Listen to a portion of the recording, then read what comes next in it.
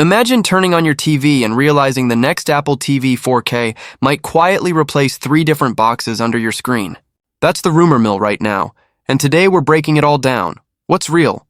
What's likely and what's pure wishful thinking, so by the end, you'll know exactly whether to wait, what to expect, and the one small detail that could make this the single best streaming box for the next 5 years. Stay with me, because there's a curveball late in this video that most people are missing, and it could change how you think about gaming, sound, and even your smart home.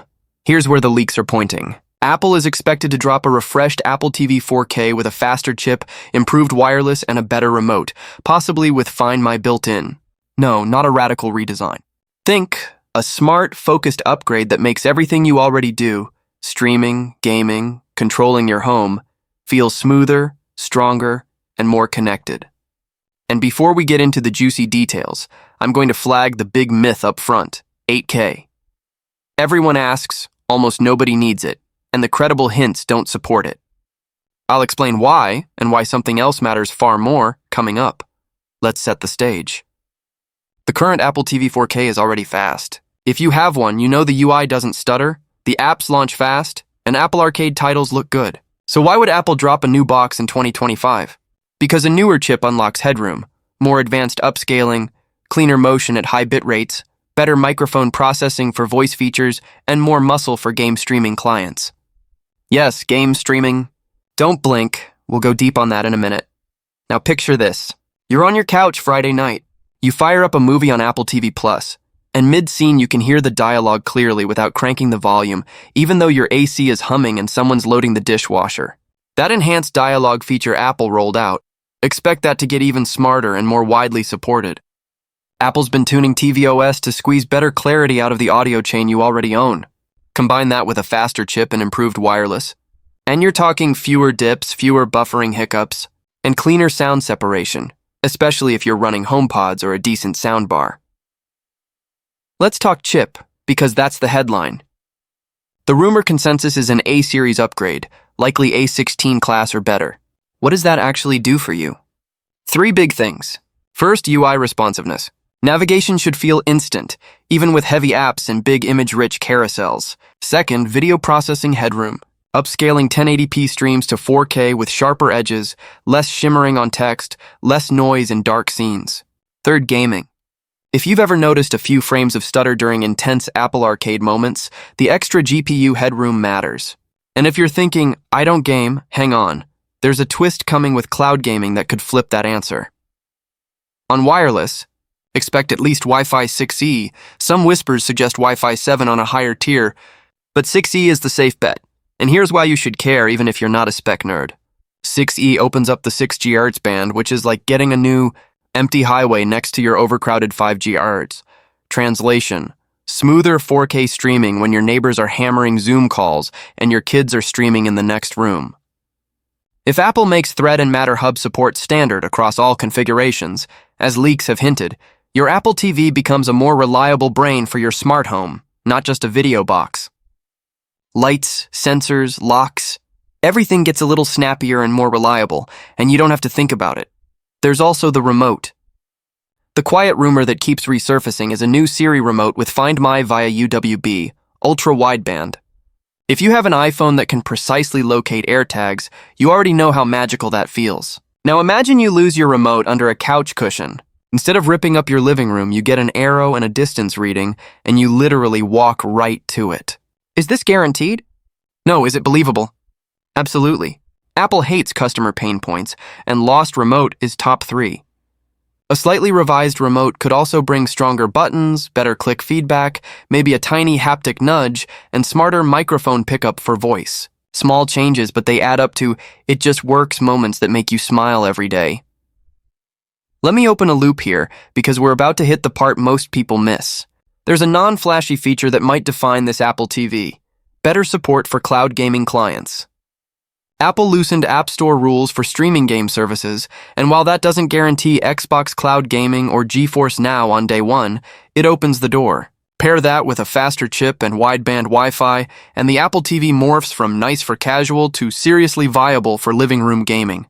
Stay with me, there's a catch, and if you love 120 Hz or HDMI 2.1 buzzwords, you'll want to hear it.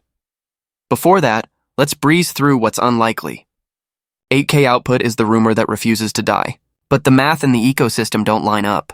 8K content is scarce, 8K panels are still pricey, bandwidth is a nightmare, and Apple isn't prioritizing 8K in its content strategy. Could the box quietly support some internal 8K decode path for future-proofing? Maybe. Will it matter to you this year? No, and that's good news because Apple probably funnels that silicon budget into things you'll feel every day. Wi-Fi stability, upscaling, audio clarity, and a better remote. Now the gaming twist. If you're imagining buttery 4K at 120 FPS with VRR and ALLM like a PS5 or Xbox Series X, pump the brakes. We might see HDMI 2.1 ports continue, but true 4K 120 gaming output from Apple TV is still a long shot. The hardware and OS have flirted with high refresh in specific scenarios, but widespread 120Hz gaming isn't what this device is built for. However, and this is the important nuance, cloud gaming doesn't need the Apple TV to brute force graphics locally. It needs bandwidth, low latency, efficient decoding, and good controller support. A faster chip and Wi-Fi 6E are exactly what you want for that. So even without 4K 120, you could get a very smooth 60 FPS experience with minimal input delay. If Microsoft and Nvidia lean in, your Apple TV becomes a lightweight console when you want it and a flawless streaming box the rest of the time. Speaking of controllers, remember you can pair PlayStation and Xbox controllers over Bluetooth.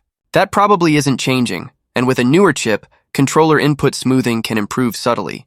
These are the invisible upgrades that stack up. Let's talk storage. One of the most practical rumors, a higher capacity option, possibly 256 gigabytes. Why does that matter when everything streams? 2 reasons.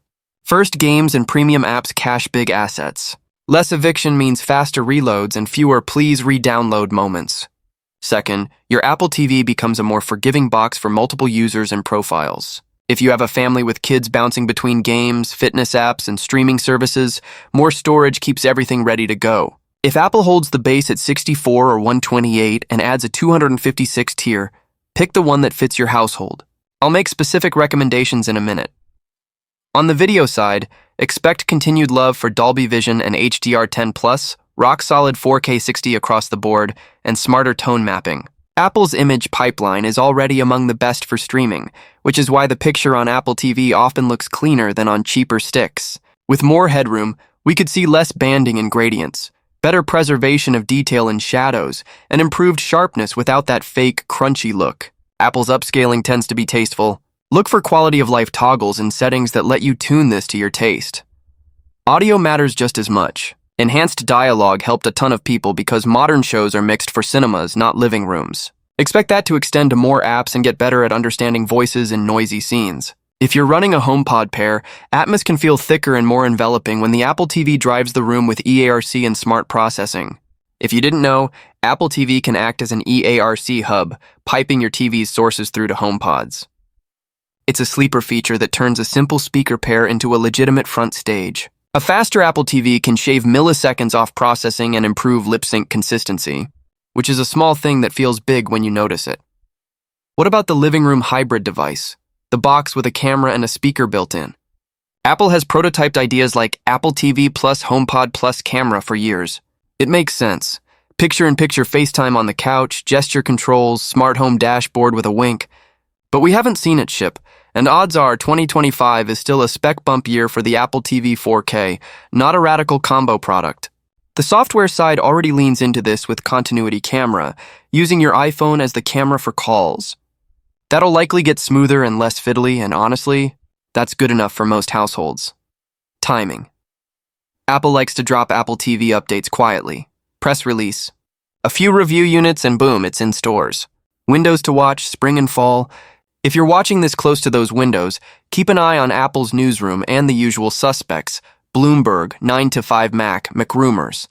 These are the folks who tend to spot code strings and supply chain hints before anyone else. Let's answer the big question you probably came here for. Should you wait? If you're on the 2015 Apple TV HD, upgrade the moment you can. The jump to any modern Apple TV 4K is massive. Picture, speed, app support, future-proofing. If you're on the 2021 model, you could wait and see.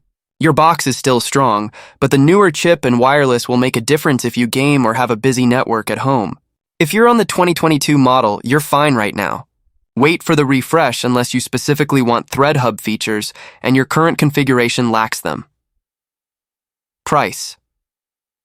Apple stunned everyone by pricing the last refresh aggressively. Will they keep it low? My gut says pricing stays reasonable, maybe with a slight bump if they standardize Ethernet, Thread, and a better remote across all models. A safe range for the lineup, around where it is today with a small premium for more storage. If Apple pushes a single configuration to simplify things, that's even better for most buyers. Less confusion, more capability. Now, let's zoom in on something you'll feel on day one if you upgrade, the speed of switching. Not just launching apps, but hopping between them, scrubbing through 4K Dolby Vision content, and sliding across scenes in sports broadcasts. With a stronger chip, all of that feels silky. Even details like the animation when you pop open the control center or bring up subtitles get that hyper-smooth Apple polish. It's a vibe you notice subconsciously and then miss when it's gone.